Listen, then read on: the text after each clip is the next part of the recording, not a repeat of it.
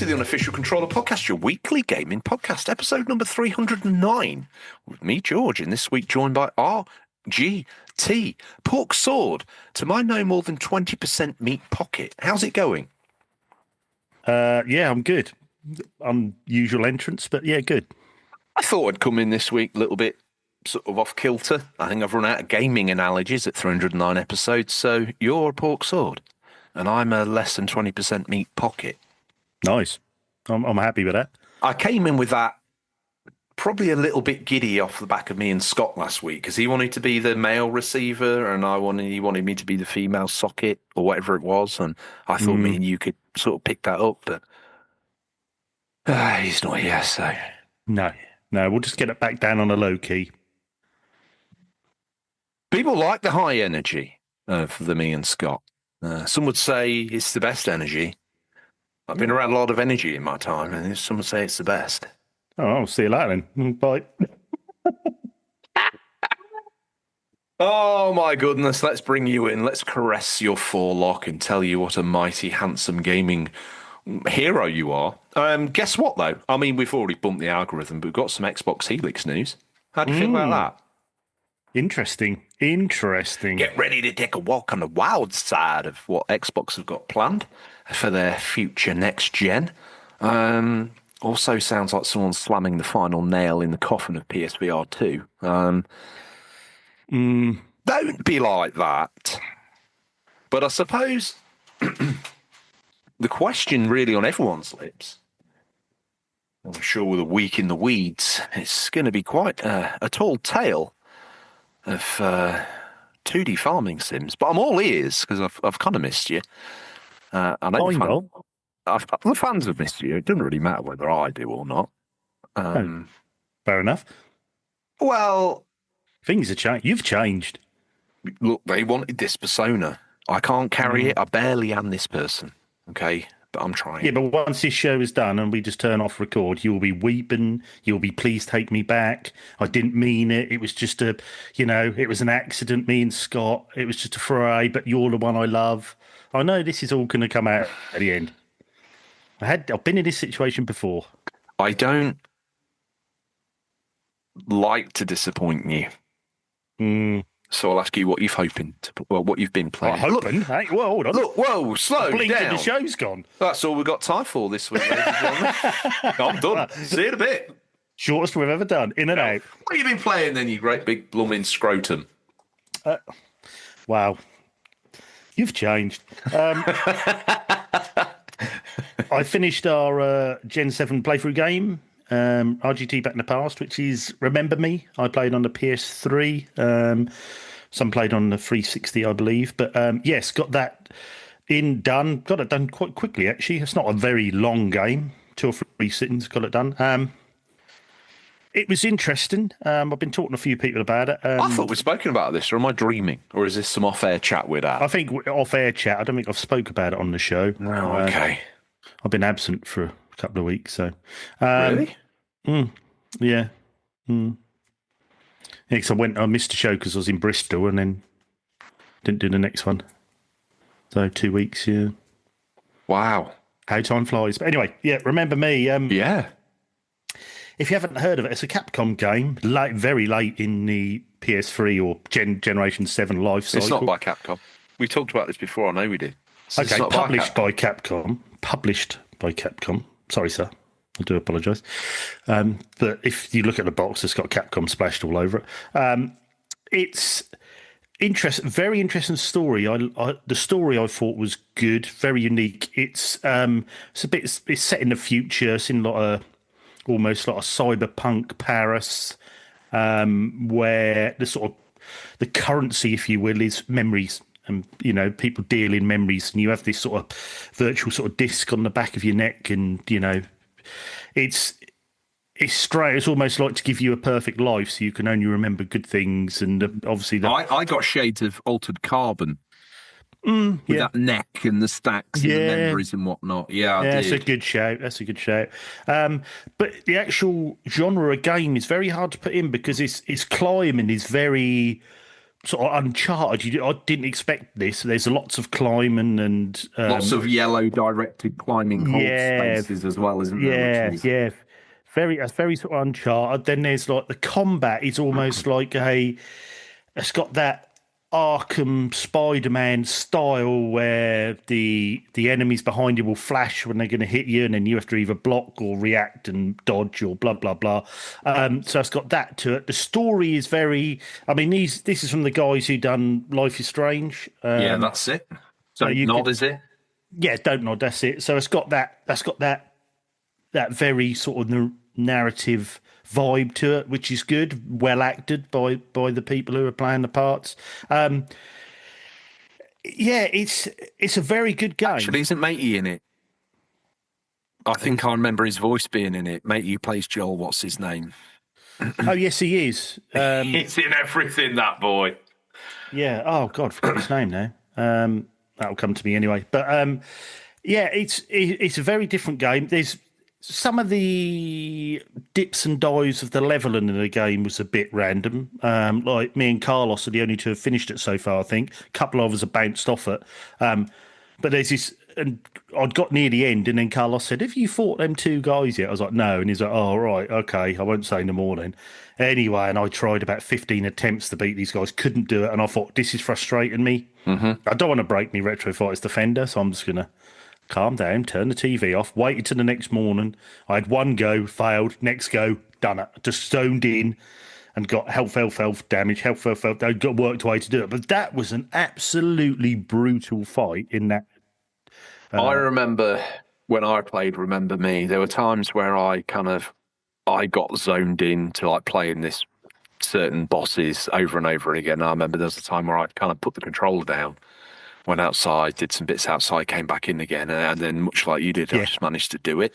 Yeah. But the game has these, as you say, weird moments where everything is fine, it's a level playing field, everything is good, and then out of nowhere, and I don't know whether it's the game hasn't taught you the skills you need or whether it's just an unexpected spike in the difficulty level, but these moments arrive and they kind of like feel very disjointed with the rest of the game because it has been like this smooth like journey up until these points, and ridiculous spike out of nowhere, boof, and then back to the level playing field again. It doesn't make any sense, really, from a narrative point of view.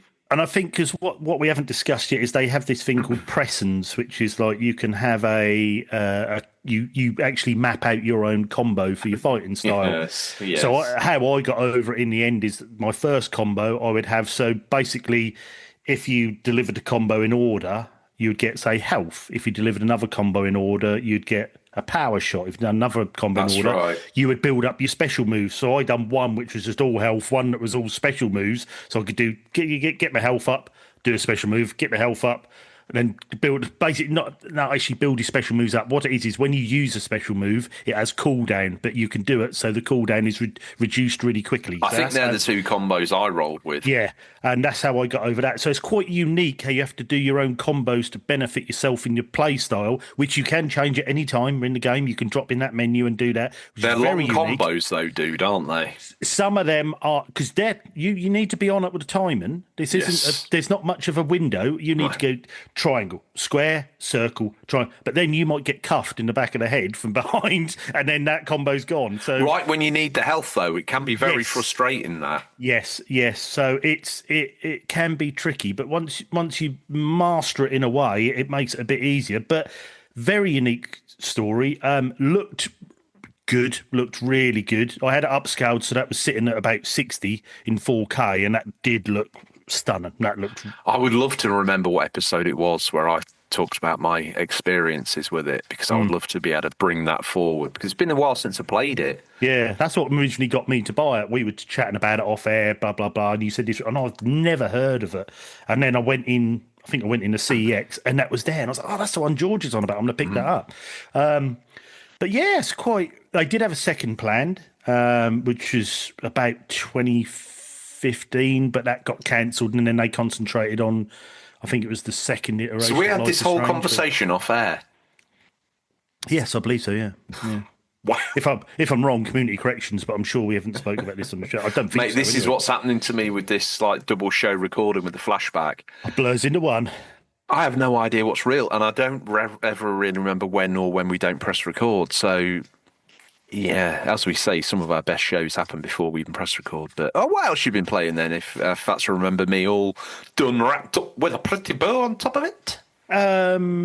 I had me mate round for a bit of a game night, and because what did we do? We just jumped straight back on Jackass on the PS2 and just laughed our heads off for a couple of hours and Oh wow! just had fun. And then and then once he stayed over the night, went home. And then I was looking through my games next day, and I was like, oh my god! I bought the collector's edition of Tony Hawk's 3 and 4 to match the 1 and 2 I had, so I got the 2 decks. I've been saving that game. I haven't broke the seal on it, so me and him can play that together and could just end up playing Jackass all night. And I sent him a picture saying, I'd saved this for us. He's like, you absolute plank. And I was like, I know.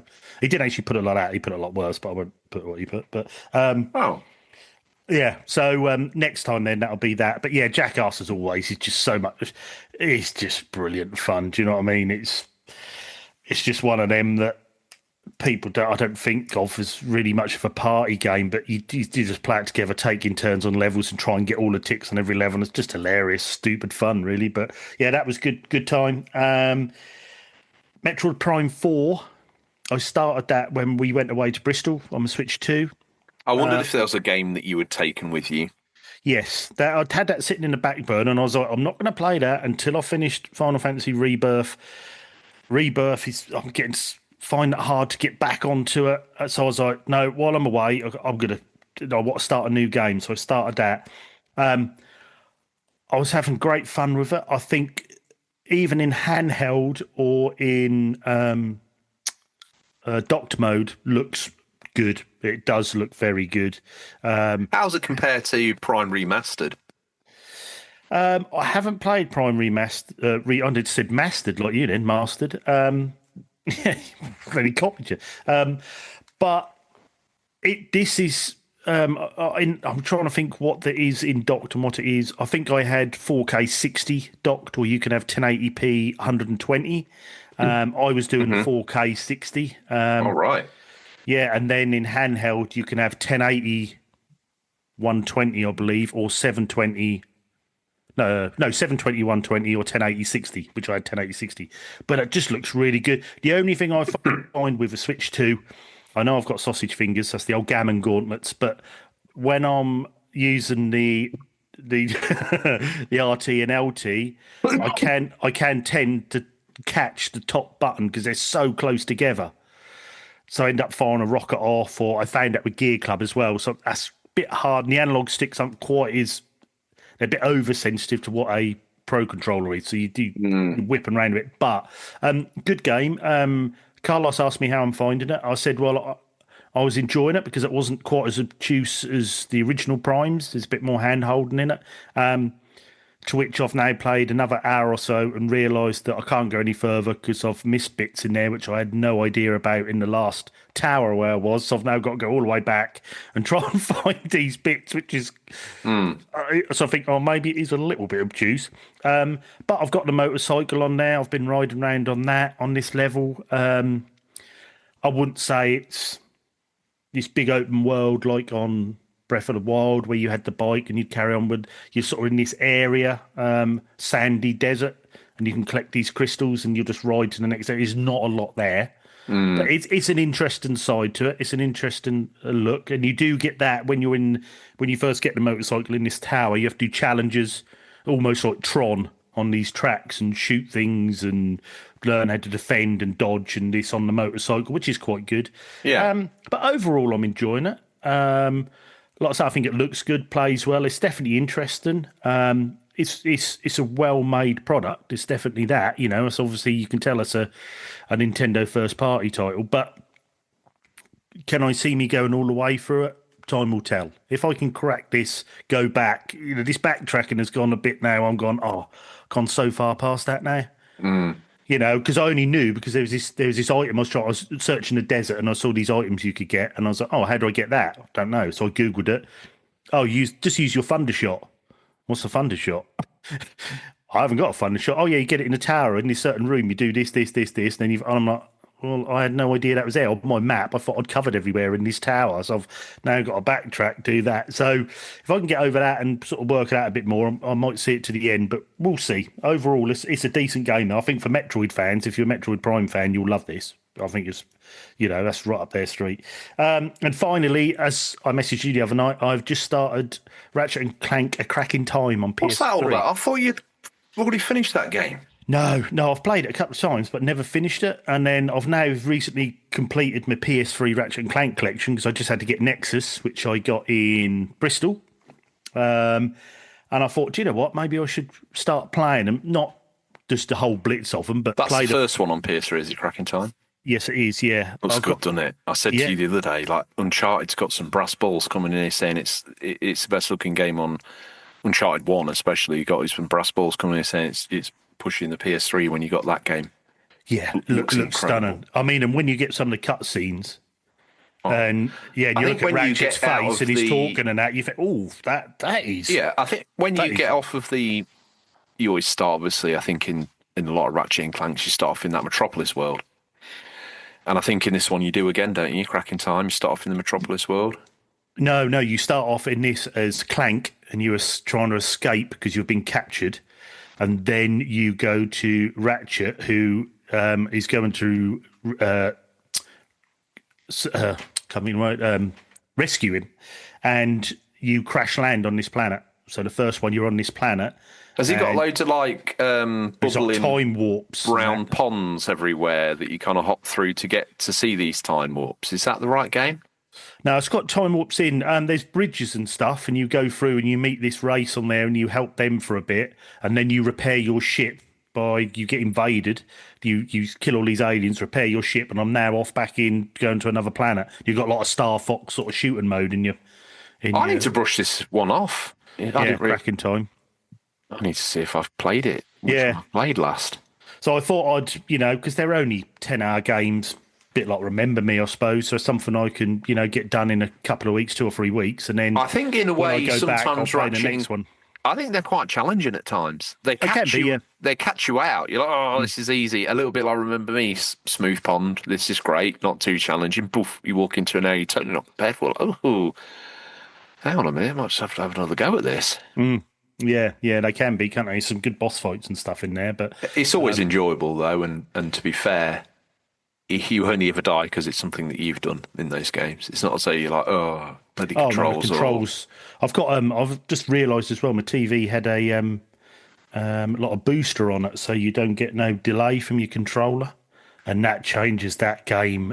I was showing Mrs. RGT, and I was saying, look, this is normal. And then I went on the controller, changed it to boost latency, and that was smooth and quick as anything. Because obviously I've got an aftermarket controller, and I was like, oh, that makes a big difference. So yeah, it's really enjoying that. I just don't think I'd ever not enjoy a Ratchet and Clank game. It'd have to be quite a bad one for me not to enjoy it. But yeah. That's pretty much what I've been playing, I think, George. So what about you? What have you been... Regale me, please, if you may, with a quick round robin of your pickups from Bristol. I would like to do an old school #listener stingray on them, if possible. Okay, let me just find them, because I'll have to remember what I bought. I did... I was mainly after... Did you send them to me? I can't remember if I did or not. You hate me, don't you? So probably not. No, probably not. I mean, I'd have you blocked, so it's probably best for everyone. I got some Steelbooks. I got Sniper 2 PS3 Steelbook. I got the special edition of Prototype 2. I got the collector's edition of Call of Juarez. I got the special edition of Need for Speed Shift, which is like the tyre sort of case. Oh, yeah, that's the one I asked you about. Yeah, and then I got the double pack, Rockstar double pack, Grand Theft Auto for PS2, which I didn't have, but that was really good condition. I was pleased with that. What, GTA 3 and Vice City? Yeah. Didn't you want to hold off and get the triple pop?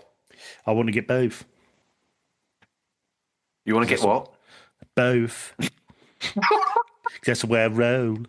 I could not leave that on the table. Both. Dishonored. Both.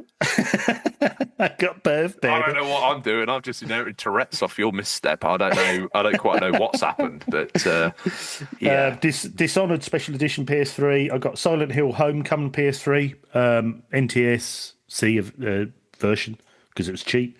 Then I got obviously Ratchet and Clank Nexus. I got a couple of imported Saturn RPGs. I got myself a Red Dwarf cup.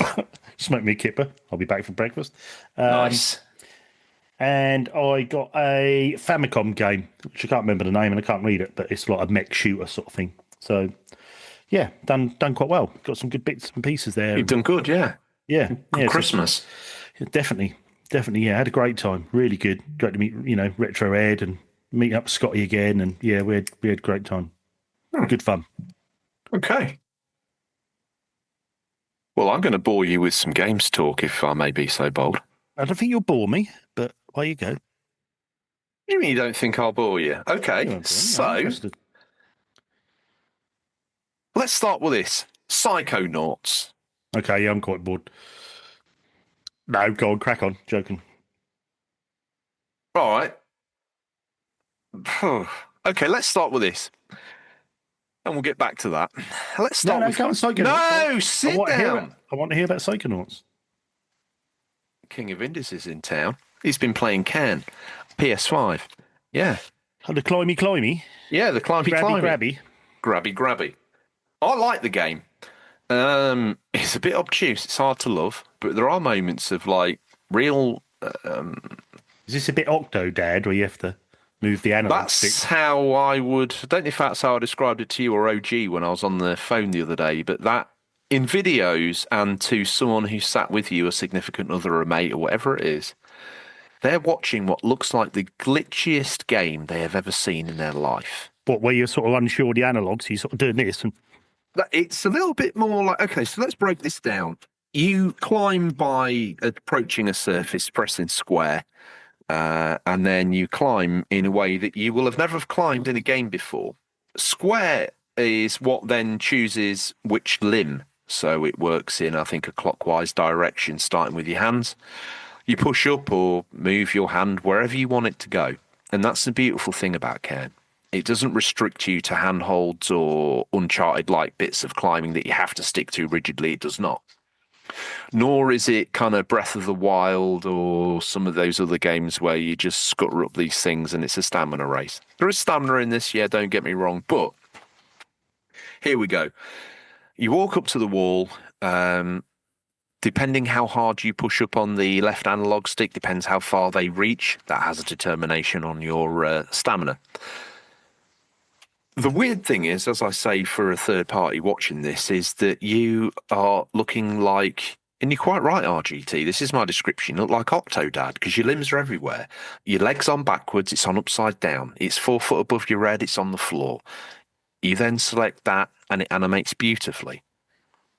When it actually does the animation of you putting the leg where you want it to be. Then you select the other limb. Well, so all of a sudden, a leg's over a shoulder, it's above up in the air, it's down in the ground, because it lets you pick. It almost lets you take the limb and pick exactly where you want it to go, and then you press square for it to place. So you can find little grips in the rock for her hands to go in, or, if you can't find any grips, she starts to really struggle and fall back. As you work your way up these rock faces, it's quite cool, actually, because the tutorial takes place in a rock climbing room, with those fake rock walls. Oh, yeah. Oh, so you can really see how the climbing skill set works. The final wall you climb is actually a rock wall at the back of the rock gym. There's this climbing place that you're in. Once you climb up that takes you up out into the mountain area. Poof, up it comes, Cairn. That's clever. Yeah, money shot. I like this. This is nice. This is good. And the rock walls that you climb up get significantly difficult as you go through the little rock climbing. You've all seen these rock walls, but you go through 1, 2, and 3. Obviously, 3's a little bit more of a different way of doing it. Now, as you climb, you can wedge yourself in crevices and go up that way. However you imagine you want to do it, you can do it. Then you have this little game where you press triangle to catch your breath. and that's lets your stamina come up a little bit, and then you can go into your bag, pull out a piton, nail that in the wall, and that is one of those things where you kind of have to stop the slider in the right moment. If you don't, you kind of bend your piton and it's useless. And they're like, I would say they're almost like mini saves in your ascent. When you actually, what you don't see as the gamer, and this is something that I must stress, is you don't see any of the glitchiness as much. You just see like, I want my arm there, I want my arm there, and eventually, as I was playing it, I found I could hold maybe 10% forward on the left stick and just sort of tap square in like a boom, boom, boom, boom, boom sort of rhythm as you climbed up this wall. It started to become a lot more natural when you first climb on that rock wall. You feel like that third party watching it, going like, "Oh my god, this is awful! What the hell are you playing?" But to you, you're having like this really great kind of. Yesterday evening, I was playing it. And I'd climbed up. I've been struggling with it a little bit because some of the ascents, even early in the game, are crushing. You fall and you get knocked out, and you're hanging on a rope if you've been lucky enough to put a piton in. Because I've unlocked a couple of trophies for falling a very long way and surviving, and it mate the ragdoll ain't pretty. If you see the ragdoll for the climbing, the ragdoll for the falling is equally as savage.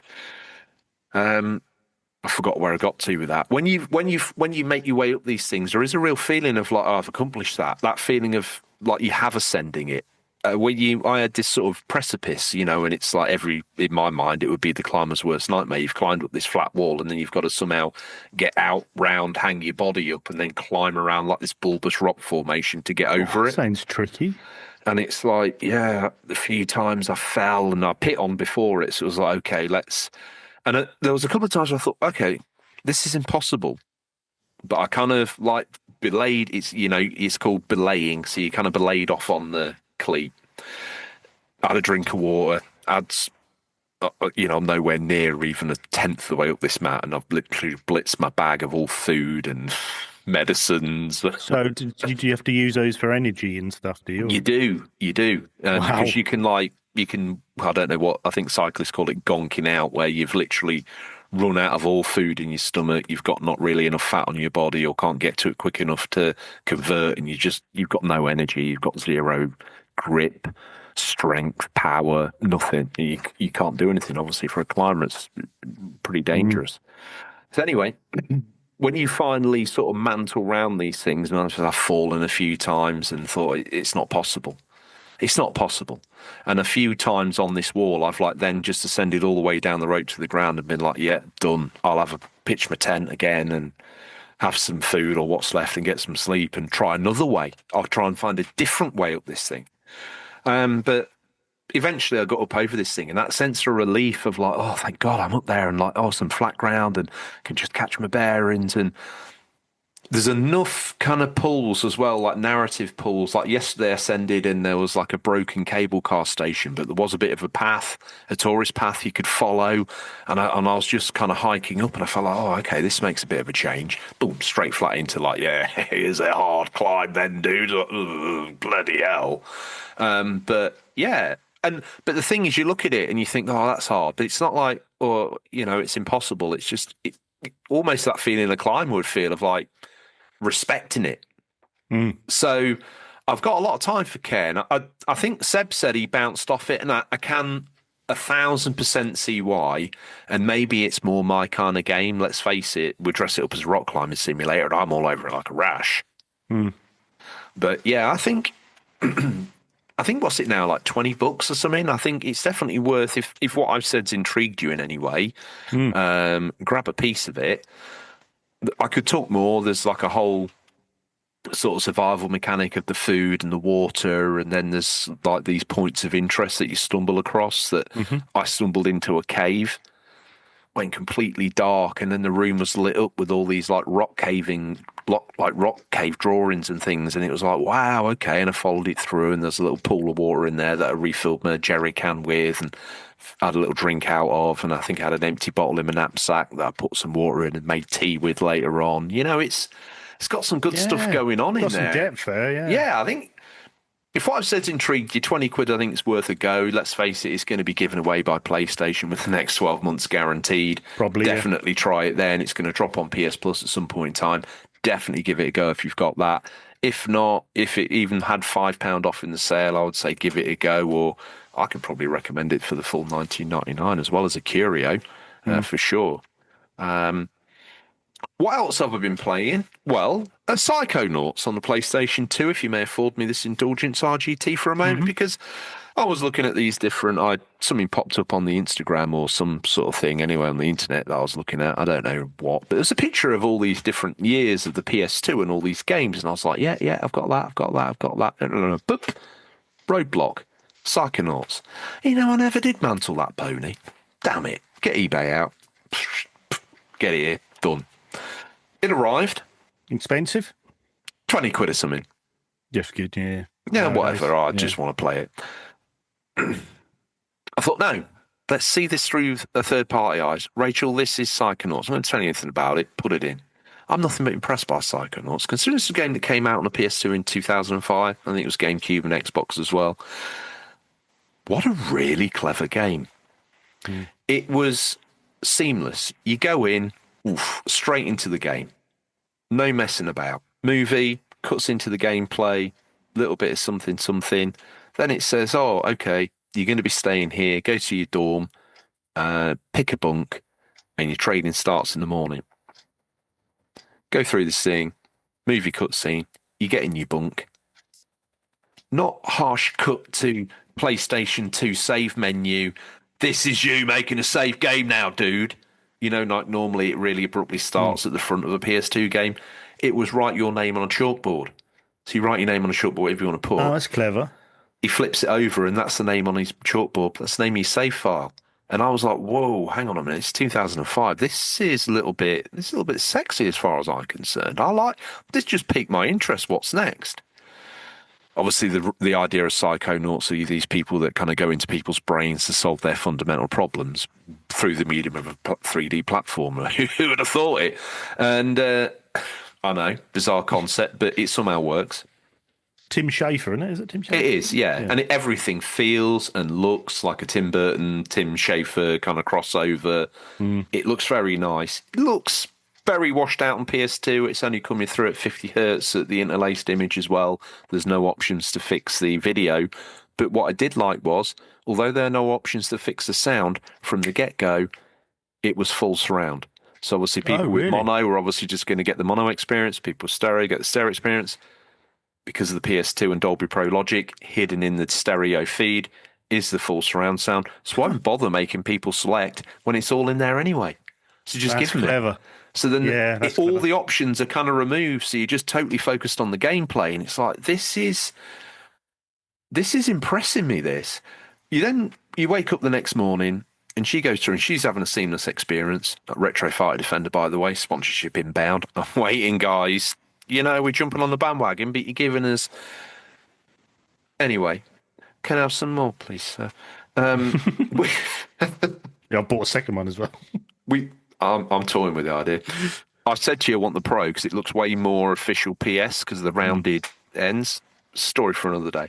We bring in this next section. Caretaker stops her on the way. Oh, by the way, look over there. Instinctively, she moves the right stick to look at the camera. Those things over there are the things that you need to collect. First of all, I didn't think anything of it. But the next instruction says, oh, bloody hell, look above me. And it was done in this casual way. Look above me because there's the other thing you need to collect. So she looks up. Now, first of all, I thought, why was it done like that? And then I thought to myself, that is the most seamless way I've seen pick your camera controls done in a game. Because normally, Halo as example, Master Chief, wake up. We need to calibrate your systems. Look up. Did you see the red light? Yes. Look down. And that's seamless. When I first ever did that in Halo, it felt seamless. But in this, because it only did the 2 points, but from the 2 points, you already infer the directions for left and right and up and down. Never mentioned a thing about camera controls. Move forward, little pop-up. If you ever want to change the camera controls, it's in options. Poof. Game carry on. I'm thinking... Brilliant. This is really nice. Cleverly thought out. And the gameplay from there, Exactly. And the gameplay from there on in was just as seamless. No harsh cut for saving, no like pop up. And PlayStation, even PS5, PS4, PS3 are particularly egregious for this. You want to save the game. Oh, hang on a minute, sir. You feel like you've been ripped completely out of the world that you're in and sat down at like a PC station at Sony where you're kind of going, okay, yes, please select file save A and B. And they're like, okay, you saved your game. Boof, and then you're back in the game mode. You're like, Yeah. what the hell's going on? Yeah. PS2 was particularly egregious for that, and that's something that I think if you had an Xbox in that era, you kind of felt as a perk where it wasn't constantly dragging you to that memory card because it was doing a little bit more seamless saving. But the PS2 games that get it right are doing the save in the bottom right-hand corner, and you just don't know, which is something that I enjoy. Another game that I've been playing, Brutal Legend on PS3 with Jack Black. Another very seamless, wonderful experience that I've never played, and No, I've got it, and I just haven't started it yet. I It's on might my want to list. bring it in here as a hidden gem if I may be so bold. I know it's a bit cheeky because I know it's probably not a hidden gem and everyone knows about this, and I'm a bit late to the party, but oh my goodness gracious me. I absolutely love Brutal Legend. Everything about it is something that I would probably normally avoid. But after when I sat down, it starts off a video, Jack Black's, oh, come with me, kind of shot following him down the street in like a chase cam point of view. Brings you into a record shop. He's looking around. It's like, yeah, I don't really want to know about this, but come down here. They've got it. And he goes through the record. I was like, oh, they've sold it. Oh, no, hang on a minute. Here it is. Pulls out this record, lays it down on the counter. You pan down to it. That's the menu to enter the game. As you open it up, that's how you interact with the options menu. And you open it up, it's a gatefold vinyl album. And you see all that metal, heavy metal has a really nice kind of like hellscapes and bits and bobs in it. The artwork for the metal scene in that era kind of that they're invoking was like nothing else. And then as you work through it, you end up pulling out all the different records as well when you get all the way back into the options and whatnot. But if you go all the way forward and just open it up, you just press, that's how you go into the game. And you're a roadie for a band that do not deserve you, by the way. Absolute toe rags who profess to play modern metal, but it doesn't make your kind of older, wannabe kind of roadie. You don't feel comfortable with it. Anyway, you've built this absolutely monstrous piece of set that for some reason your new metal band want to sort of jump all over. As your roadie, you're duty bound to save them. You kind of go to save one of them, get crushed yourself. For some reason, yet to be explained, your blood enters this belt loop, I think, or necklace that he's got. And that sort of zaps him off to this world where you're driving around using like an axe and a guitar and playing music and electrocuting people and smashing them up. You could liken it to God of War, but it's hilarious at the same time. Like it starts off in this room and I bring the whole arena down, killing these guys, and you end up like playing music to a rock idol thing, and it like you summon this vehicle out of thin air that is like your hot rod that you drive around this 3D world in. I can't say enough good things about it. Again, very seamless. At the start, he was about to say, and he's voiced by Jack Black, he was about to say, oh, and about to lay into these guys and swear, and it came up and it went, oh, do you want to hear the full raw, uncensored Brutal Legend, or do you just want the censored version?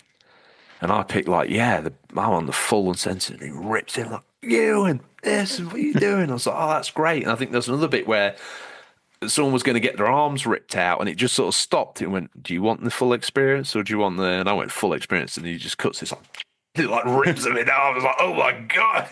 It's all done in this cartoon style. That, yeah, like I say, I'm looking forward to getting back into that. Never played it before.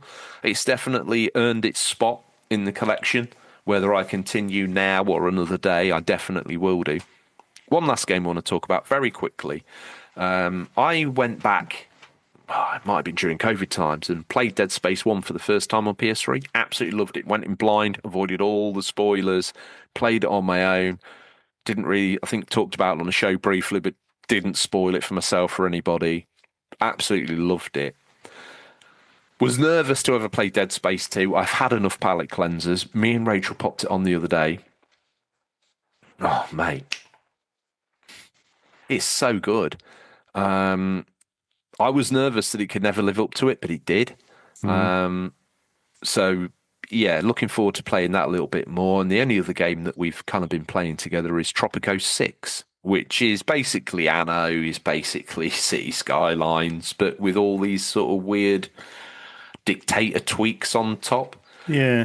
Could I say it's my new crack? Maybe. I just like watching my wife play it, to be honest. Yeah.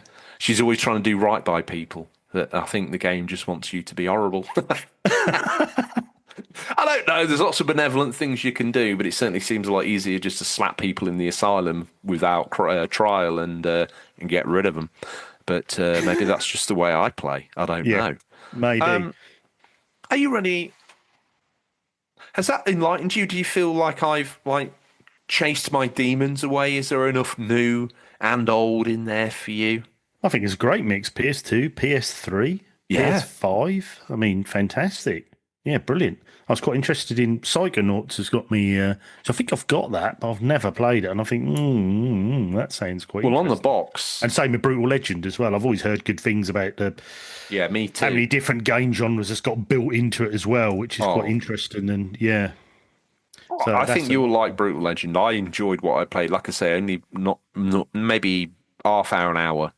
But there was enough in there for me to go, yeah, this deserves to be on the shelf. And I'll pull one of the ones that I thought deserved to be on the shelf off to replace that for it to go in the loft or the trade pile.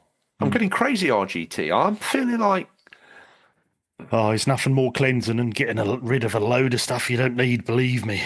Took a big stack to CX not that long ago. Didn't get any big money. It was just shelf filler fodder, really. But we got enough to get... What did we buy with the money?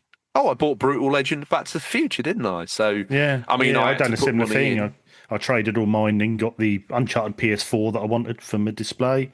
And then the next time I traded in, I got the Last of Us Part 2 Pro console and got that in the other display. So I feel like at my age now, I feel on the right side of trades where I can use them to my benefit. When I was young, I felt always behind the foot with the trades.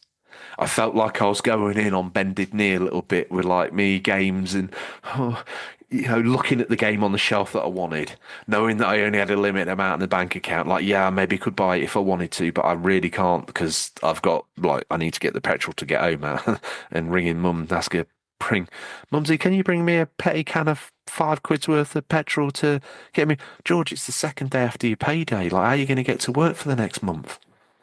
That's tomorrow's problem. yeah, I've got a bike. So you're coming in with like 3D lemmings with a busted front, theme park for the SNES with no box, and a bag full of dreams, I guess. And it was always a bit like, oh, is that it, mister? You kind of, because they were always bigger boys then as well. And even when I was, the kids were, I was going in and trading stuff to just get enough bunts to get something else or whatever. You're taking 6 games to come out with one and feel like a king.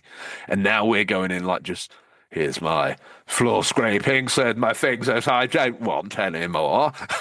Oh, when I went in my local CEX and I had like 6, 7 bags of games first time, the girl's face just dropped. She's looking at me from the counter and she's like, oh my God. I think if you do bring in stuff like that, you are the lowest form of scum. Yeah, luckily it was quiet. I wasn't holding people up. It was quiet. And then they got 3 of them on and said, come on in. And then we got talking about the podcast and stuff. So they said they were going to listen. So, yeah, so ended up traded. People, you called me a stalker. I mean... No, I'm not a stalker. I just drop it in there every now and then.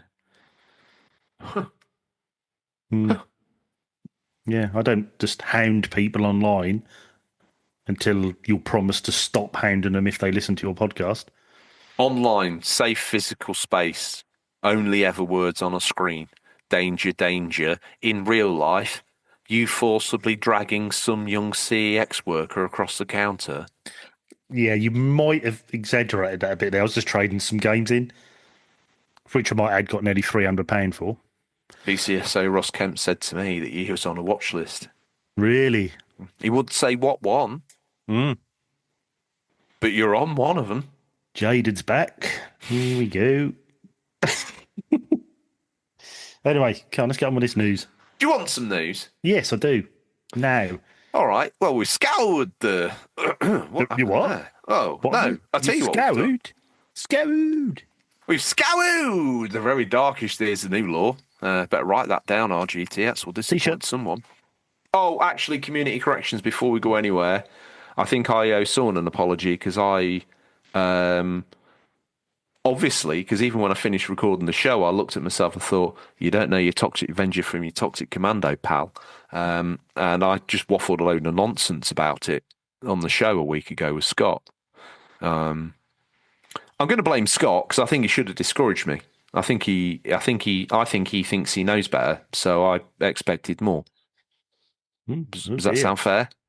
Or is that a bit harsh? I mean, he's not here to defend himself, so that's why I'm doing it.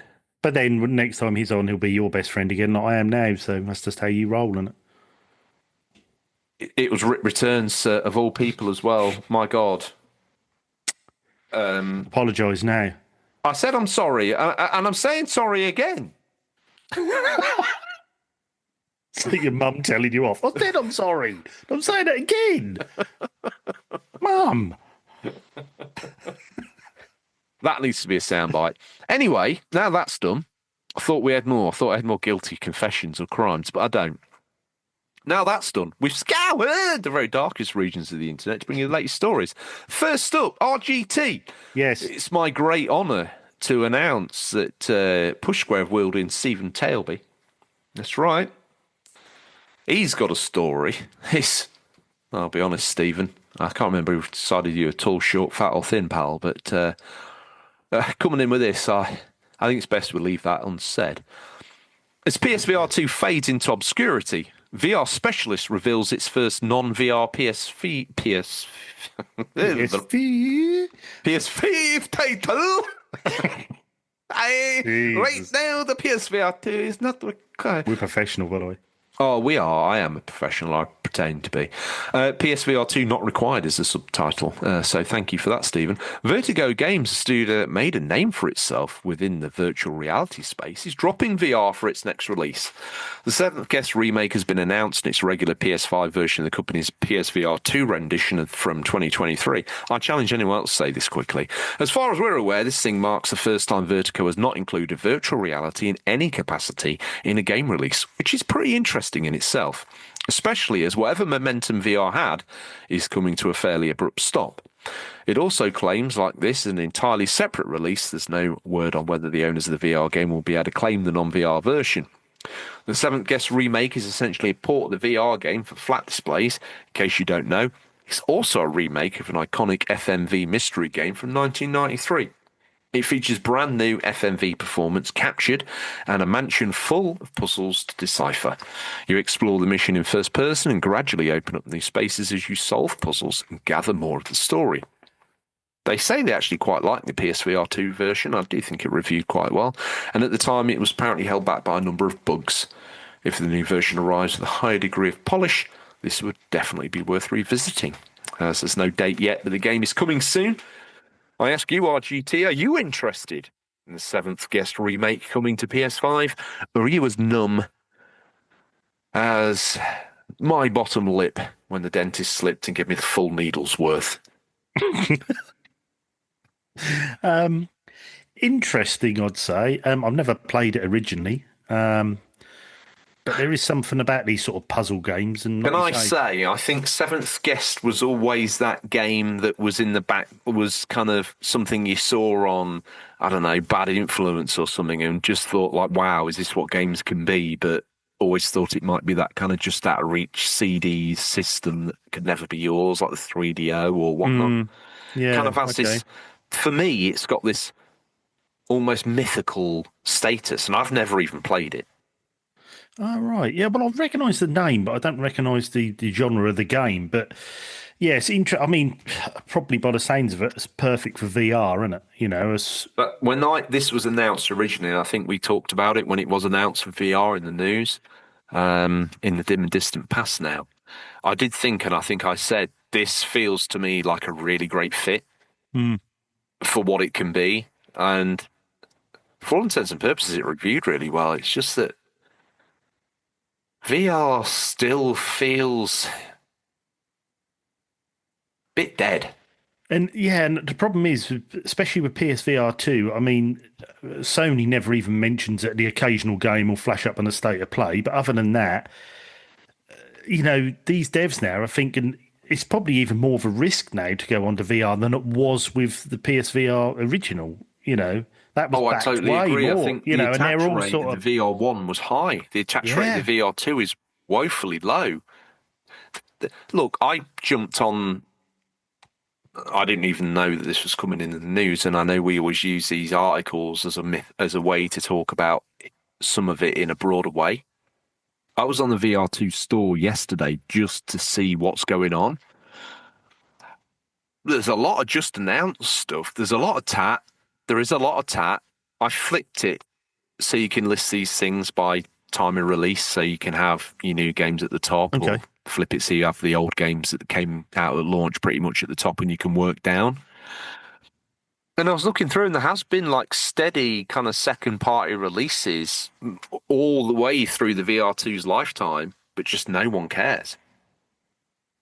And these games have individually reviewed. And again, this is a classic UCP statement. They've been getting 7s and 8s. There's no 9s, don't get me wrong, but you got Arizona Sunshine 2, Arizona Sunshine Remake. You've got some really great stuff, but I see Problem is, games though, like you wouldn't Cairn. know about it, would you? We haven't been told about it. No, exactly. There's no advertising. There's no, as far as I know, I haven't, apart from the odd one that's come up in a state of play. Oh, I haven't seen any advertising for any PSVR 2 games. I wouldn't know anything about them. No, I agree. And there's games like Cairn that feel like an absolute misstep for being like the ultimate VR experience. Almost, Horizon Call of the Mountain was a good idea, but it just didn't work. It was basically just climbing a ladder, no matter how difficult it felt. Cairn wouldn't feel like that. Cairn would feel like I'm gripping for these individual rock crevices and I'm having to cram my body in to get up here. It would have been incredible in VR. Not a sniff. And there's lots of games that you're in a fixed seated position. Farming sim. How easy would it be just to bang that in there?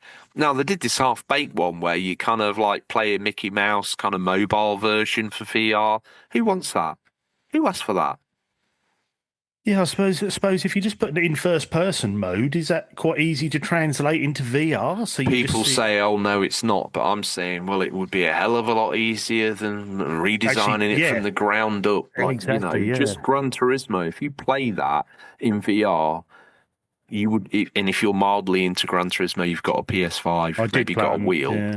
If you tried VR, you would go and buy one for that game alone. Yeah, I guarantee. I played the Gran Turismo Sport. I played when I had my rig, and it was phenomenal experience. Let me tell you now, mate. Night and flipping day. Oh yeah, I agree. But I'm saying that's how good it was then. Do you know what I mean? Now it's something else. Yeah. Oh yeah. And it's next to No Man's Sky. I mean, if you've got No Man's Sky on PSVR 2, I think you probably don't need another game. If you've got Gran Turismo, you don't need another game. If you get this flying simulator VR that they're bringing out, you don't need another game, I suppose. But yeah, it feels woefully unsupported. People moving away from it. A lot of these studios that are built around VR have had to bring out flat screen versions. As I was going through there yesterday, I noticed that the Doctor Who game was still listed on VR, but they've had to bring both of those versions flat screen to try and remunerate in some way. Yeah, that's the thing now. We're saying they should be doing more VR games, but why are they going to risk that now when is anyone playing PSVR? For me, I think VR is a little bit rate? Not good. I think the Oculus has done well. I think that's in a lot of homes, and I do see it being a usable bit of kit. But my problem, I think, that's not been solved with all of VR, and VR1 felt like, a bit of a compromise. I'm using the Move 1, so I've got this thing on my head, yeah, okay. VR2, no compromise. But what you're lacking is the physicality of the real world. You're fighting with ghosts. You're walking through walls that you shouldn't be able to, as if they're glass or sheets. You can't touch anything. You haven't got that physicality. You don't feel in. You feel in the world, but you don't feel part of the world. So you might as well just be doing it on a flat screen. And I think that's a conclusion I've come to. When it's right and you're in the right place and the right environment and the game's right, like Kayak, like VR, like No Man's Sky to some degree, it's perfect. When They you're trying almost to, need to be ground up games made for the PSVR 2, with the odd exception like No Man's Sky, which fits it well. and I also think they need to be almost fully the games that work the best. Kayak, you are sat down, you can't move your legs, so your brain accepts it. And by jolly, it's a hell of a lot more realistic for that reason. Gran Turismo, you sat down in a car. No matter what happens to that car, you do not move out your chair. That grounds you in that experience so much more. If you do it with a wheel, honestly, you're there Yeah. because you have that You physical are. touch with the physical thing that you are physically experiencing it simultaneously at the same time in your hands and on the screen. It is a game changer. And I think the same for that flight simulator. I think I've heard rumblings that they're actually trying to get you to be able to physically interact with the buttons, with the VR controllers, which would be incredible. And in No Man's Sky, you can actually fly, but I think there would have to be some sort of sacrifice to the realism to get off the ground. Because No Man's Sky, you are flying using a yoke stick and whatnot, but there are so many liberties to enable you to get away with blue murder in that with the VR flight. There are. I accept that. I think the problem is these devs who make the VR games want this boost reassurance. They want some investment from Sony to say, yep, let's give it a second wave, let's back it. They're not getting that, so now they're hesitant to make anything for the PSVR 2 with such a low attachment rate. So you're in a vicious circle. You know, if Sony suddenly went round to all these VR studios and said, right, let's just go for this. Come on, let's get some games made. Let's really give it a push. I think they probably would, but they're not. And I think I think this all it's too comes late. back to it's like this live service stuff. Everything got pushed to one side for this live service. PSVR 2, just they give it a big boost, got it released, and then done. It's just done. I It's dead felt to 'em. proper mugged off, to be fair, because the release push was actually strong. Yeah. And I had a similar feeling to Connect. VR2 was almost like my Connect for PS5, and I've been kind of bouncing off the ecosystem since. I'm not particularly attracted to any other. Nintendo has been a soft landing place, I guess, but I'm about done with that now. So let's get back on the PS5. The VR2 is not part of that, not at all. Such a shame. Such a shame. It is. It went up. My old boy was like, "Can I have one?" He's got a PS5 in his room. So like, yeah, get the VR2 out. Yeah, crack on, mate. Yeah. I think he played Job Simulator for half hour. Oof, went up again. It's back in the box. Yeah. Go figure. So yeah, bit of a shame. Nice that they've been able to pivot to flat screen. What's this next bit of news, RGT? This is big news. This is heavy hitter. This is you out with this is Fraser Gilbert out with a pork pie on and pressing his hat, but Yeah, I'll just pretend I am. This is pure Xbox, as you said, Fraser Gilbert. Interest in this. Xbox reveals new details on Project Helix next-gen console.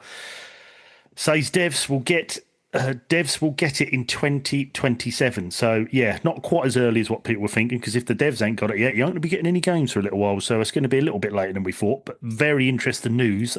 Fraser goes on to say, following the announcement of Xbox's Project Helix console a few days ago, we've been treated to our first concrete details on the next-gen device. And that is today as part of GDC 2026, including when developers will get their hands on it. As we know, Project Helix will support both console and PC games, and the team also says it will deliver leading performance and usher in the next generation of console gaming. Here's a bit more on how it is set to improve on the Xbox Series X and Series S. As part of our multi-year partnership with AMD, we are shaping the future of rendering and simulation. Project Helix is powered by a custom AMD SoC and co-designed for the next generation of DirectX and FSR to unlock what comes next. It delivers an order of magnitude leap in ray tracing performance and capability, integrates intelligence directly into the graphics and compute pipeline, and drives meaningful gains in efficiency, scale, and visual ambition. The result is more realistic, immersive, and dynamic worlds for players. It's now been confirmed that an alpha version of the next-gen Project Helix hardware will be shipped to developers in 2027, but there's no word on whether that's early or late in the year. So who knows if a 2027 release date is still possible for the public launch of the console. Beyond this, there are plans to make the Xbox experience consistent across screens, which started with the Rogue the Rogue Xbox Ally launch last year, which will expand with the rollout of Xbox Mode on Windows 11 in April 2026, which will let players seamlessly switch between productivity and play. Not on my laptop, I bet you. 8 frames a second, with a familiar full screen and controller optimized Xbox experience while embracing the openness of Windows. We assume, but it's not stated, that the next Xbox console is also being built around this consistent interface across multiple devices. After debuting an early version with the Rogue Xbox Ally handhelds today, I'm excited to share that we are bringing the same innovation of Windows 11 with Xbox Mode that begins rolling out in April, starting with select markets. Xbox Mode lets players seamlessly switch between productivity and play with a familiar full screen and controller optimized Xbox experience while embracing the openness of Windows. More details on Project Helix are apparently going to be shared later this year, but as a final note, it's also mentioned that Xbox backwards compatibility is being revived for the 25th anniversary, featuring new ways to play some of the most iconic games from our past. We covered this in more detail elsewhere on Pure Xbox. Interesting. I think calling this a console is probably a bit of a stretch. This is very much sort of a game and PC, I would say, from reading that. To that end, I see it being completely irrelevant that that the games won't come when they say they're going to come, because why do you need the dev kit to make it? Yeah, and also you're still selling a console while trying to sell everything's an Xbox. This almost sounds like Microsoft designed this, not Xbox designed this. This sounds like they've sort of taken the reins a bit now and said, right, we need a Windows machine. We need a bit of more of a PC. We need everyone playing, but don't necessarily need a console. We need to get some money in. Let's go for it. It's interesting. I mean, there's still a lot of rumours it's going to play Steam as well, which is very PC-like. Which may have had the effect, and I'm glad that they've finally woken up to this glaringly obvious fact, putting your games day and date on Steam could be a bit of a boo-boo if the next Xbox is able to play Steam. Yeah. So they're not exclusive anymore, are they? No, exactly. So they still seem as though, I know there've been a lot of changes at the helm there, but they still seem like they're chucking things out to see what sticks at the moment. There don't seem to be no path. The problem they've got, I feel, it's a problem of a lot of companies post-COVID, is they've had that many direction changes and still committed to every single one that they've made, that this is the end result. Every single wave's hitting the beach right now. They're committed to Xbox Helix. Their exclusives are exclusives until they're not exclusive. Now they're not exclusives. But apparently the plan's a plan until it's not the plan, but we might be bringing exclusives back.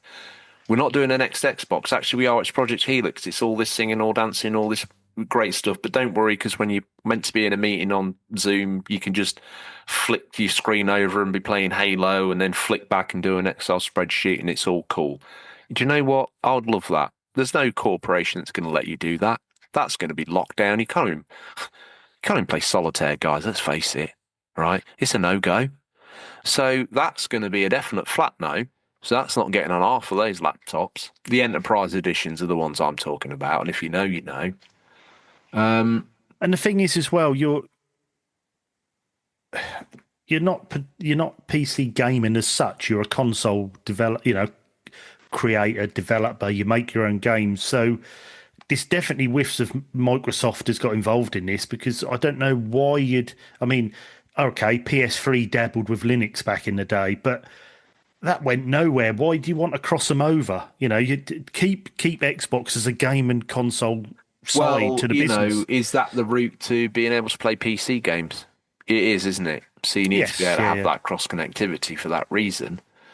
I think, and I do believe it probably is a more maybe console centric version of it to enable. But all of a sudden, if that's what you want to do, you've really got a keyboard, haven't you? You've got to have a keyboard, and you've got to have a mouse. Mm, And if you're staring down the barrel of the gun with all these RAM increases, this, that, and the other, Xbox just basically told me to get a PC. yeah. It's like they're trying so many different things. They try. By the way, let's reframe this. I'm excited that Project Helix is announced. I'm excited that they're without a having doubt, another go at it. I'm excited that Sony are going to be kept honest, at least for another generation, in some way, shape, or without form. a doubt, they need to be kept on their toes. Yeah, by the only That's people that they've ever considered competition. To be fair, my biggest fear was that Xbox would pull the plug, and then you just got Sony saying, "Right, market is ours." Well, for that side anyway. But this feels like they yeah, tried. I see the landscape a bit different. I think although they don't show it, because I don't think corporate Sony ever would. Thing is, you think they're on the back foot, and you think the gamers have managed to get the point across that we don't want exclusives, but they don't care. No. They've made more money and this stat is a little concerning to me. That they've made more money this gen. We've heard all the talk about how hard it's been and COVID and blah blah blah, and what with the Portal and the VR2 and the earbuds and the headsets and all the other ramble, no doubt they've made more money this gen than all of the gens combined. That's crazy. Are you That's kidding crazy. me? That's crazy. Yeah. That boggles the mind because we know PS2 was like a big time. Now, I don't think that's necessarily inflation adjusted. I think maybe if it was, it might be a different story. I don't know. But that stat in itself is incredible. And the thing is, as well, the amount of times I've heard from other people, I've heard it from people in our Discord to people on Instagram or people, friends I talk to, oh, exclusives are bad for gaming. And I'm like, no, they're not at all. I'm so glad exclusives are back. I'm so glad that people have their own games. It either makes you want to buy that console or you get in the ecosystem or you love what they're doing. I don't see what's bad for gaming. It sells systems. It's what it does, and Sony have built a part of me feels that they've already kind of won the battle with someone like me or you. We've got that much money's worth of digital games and free games and things that they've given us that we kind of can't leave in a way. Yeah. And I think the battle now is for the kids, and I do feel a bit left out in that sometimes. Yeah, maybe, yeah. But I think, like I was saying before, I think Xbox almost seemed like they've tried to take Sony on. They tried to do in Games Pass, it wasn't working. Then they sort of done this handheld to see where that would sort of sit with the Rogue Ally, and I don't think the sales have been amazing, but I think they've done a few. So it's almost like they were going for Nintendo. Now they seem to be going, let's just try and keep our own niche. Let's do a bit like Nintendo done. Let's try and go something a bit different. So we're not a Sony, we're not a Nintendo. We're a sort of a PC, but we're a console. But we do this, we do that. It's almost like they're trying to go their own way. Thing is, they've carved out quite a successful niche, and I know you saw this as being like all the young kids had Xboxes. Yeah, without a doubt. All the kids did. Even my daughter did. She had a 360 from the get-go. Absolutely packed and stacked from birth to 15, maybe. Xbox-centric. Hat, bag, drinks bottle, everything. And the thing was, when she was that age, the PS3 was seen as what the adults had. It looked like that media center. It was a classy thing. The interface was more classy. They all wanted Xbox. That's why you played Minecraft. That's what you had. I think they brought home like a large young sort of audience without a doubt. Time, but then they've lost them. They have lost them. Yeah, the Xbox One was a disaster, but that was an audience that was going to make them massive in 15 years time. Mm-hmm. No one's got any patience anymore. Like they had grown a nice little scene around Sea of Thieves, Grounded. Yeah. They were building games that were building in an audience that was going to provide them with players that would build an ecosystem. Well, you can kind of see them trying. My daughter Minecraft. Yeah, she went over to PC, played Minecraft on there. She still is on PC, but a lot of my friends' kids who are all about the same age, they were Xbox 360, they went Xbox One. They were quite disappointed, but they stuck with it because they all had their gamer tags. They all played on. They went and carried on playing on the shooters and bits and pieces. They got to the next series, Series X, and I would say 95% of them have traded in and got PS5s because as they got older, the games they wanted to play were more the Sony games, not the Xbox games. They wanted to play Ghost of Tsushima. They wanted to play Spider-Man. They wanted to play, and they were all quite despondent with the Series X, Series S. They traded in and went with Sony, which I never thought they would. They'd been in that ecosystem their whole lives. No, same. But they've jumped across, and it's strange because they haven't sort of developed with the age group as they've got older. You think they would, keep a track on their big demographic. I suppose they probably didn't feel they need to because they were in the ecosystem in games like Halo, Fortnite, and then maybe Warzone and GTA 5 were kind of keeping them there. Like you say, just for the gamer tag. Yeah, and also the thing was, I suppose they expected them to be in Games Pass and they'd clip in. Not many of them are in Games Pass. Not many of them use Games Pass. They played 2 or 3 games. They had no interest in Games Pass. But as they got older and they'd played them games and thought, hang on, we can play them Call of Duties on the PlayStation. We can play GTA 5 online on the PlayStation. Plus, now they get into late teens, early 20s. I want to play Last of Us. I want to play Uncharted. I want to play Spider-Man. And then suddenly... But don't you want to play Gears of War? Don't you want to play Halo? Don't you want to play... They played Halo. They played Gears of War. Played it on the 360. Mm. And that's... And I'm not just saying it as sort of fanboy or anything, but they have gone across. I've seen the similar myself, and I think it a shame. I think they had a really good thing going on. I think you're bang on. I think they did. I mean, if the 360 had such an audience and done things so right. Well, I actually think the plan really kicked in probably back end of Xbox One into Xbox Series S. Like they actually managed to, a lot of kids were just getting the Xbox, and the Series S predominantly, it was a stroke of genius, really. Definitely at the start of the generation, definitely, but ended up being a bit of a shoehorn in the end. But they've transited away now. I don't know. It's a strange time, to be honest. I'm hoping this Project Helix is different enough to make them stand out from everyone else. I'm hoping it's successful enough that people are going to want to buy it and be interested in it. I think it's a stake in the ground and enough of a...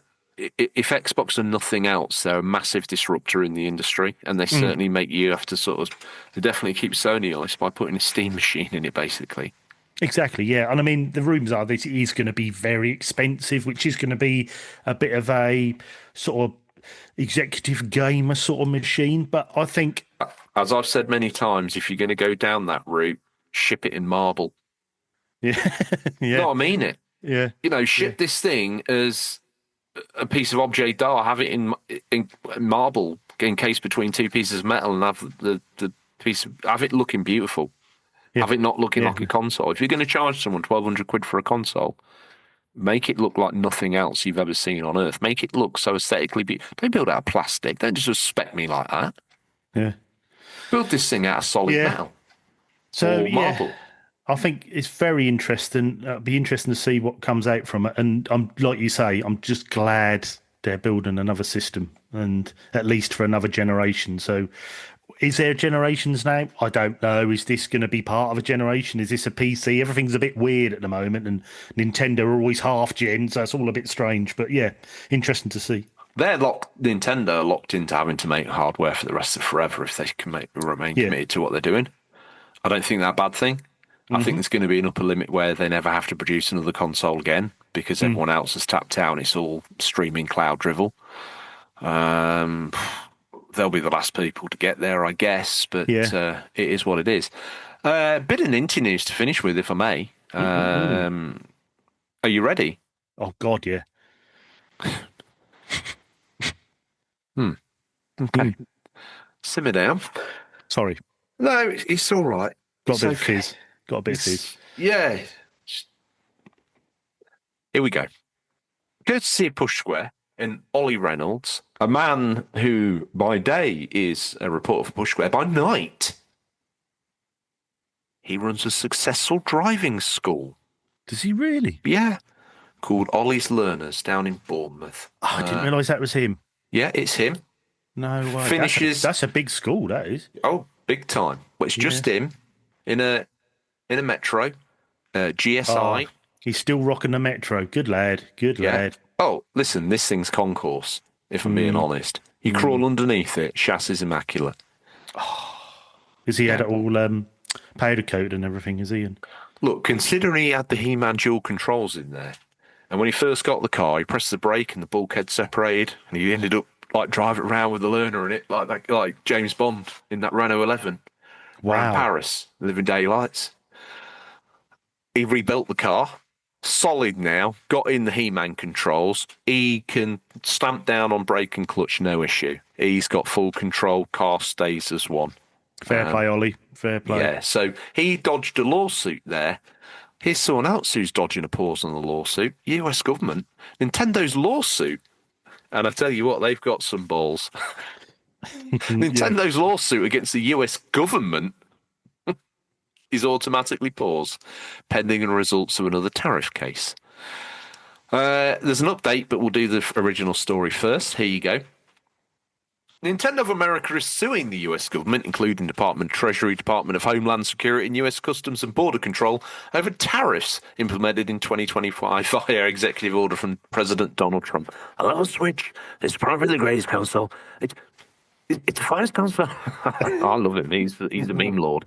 As far as I'm concerned, you could Without give a him up doubt. all day. As reported by Aftermath, the complaint concerns the Inflation Administration unlawful trade measures that have to date resulted in the collection of more than $200 billion in tariffs on imports from nearly all countries. Nintendo believes that the tariffs set via the IEEPA, the International Emergency Economic Powers Act, have caused it to suffer imminent and irreparable harm for the entries it has paid. Just last month, the US Supreme Court struck down Trump's tariffs and deemed them to be illegal, citing their use under an act meant for national emergencies. The complaint then states all tariffs collected under the IEEPA duties must be refunded with interest. Wow. Nintendo joins a host of other companies, including FedEx, Costco, Revlon, in attempting to... What do Revlon do? Mm. To hair products. I think it's a different one. I think they're like the sort of the black horse, aren't they? Like big financial thing. What, Revlon? Mm. I thought they made shampoo. I think they used to. I don't know what's happening anymore. In attempting to recoup the costs from tariffs, with a federal judge in New York recently ruling that companies would be entitled to refunds following the decision of the Supreme Court.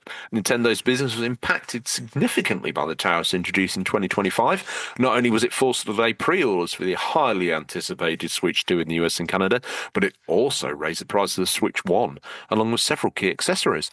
Cost of a Switch OLED went up by $50 and the standard model by $40 and the Switch Lite by $30. Nintendo has confirmed the complaint to Aftermath, but has stated that there's nothing else to share in this topic. We have reached out for further clarification. But there's an update. Breaking news. According to a new update from Stephen Totillo on the Game File, Nintendo's lawsuit against the US government has been automatically stayed or paused pending the result of a tariff case submitted from the Court of International Trade, the CIT. Oh, what's that, mate, on your face? Is that a Court of International Trade? What are you on about? The SIT. To the Supreme Court. It's in December. A judge deemed all cases relating to the IEEPA, which, by the way, to me sounds like a vegan pale ale, tariffs would be automatically stayed until the SIT's case has been resolved. So it would seem that just in this one of these cases, it's likely the Nintendo lawsuit will resume in some fashion at a later date. But we'll keep an eye on it and let you know of any changes. I find that hilarious. Obviously, Nintendo... Oh, no. Actually, hilarious is the wrong word. Because people are impacted by it. George, have some empathy. Somewhere, there's a kid in Mississippi somewhere who thought he had enough money for a Switch Lite and then found out because of tariffs he didn't. That sucks. Nintendo going head-to-head with the Trumpmeister.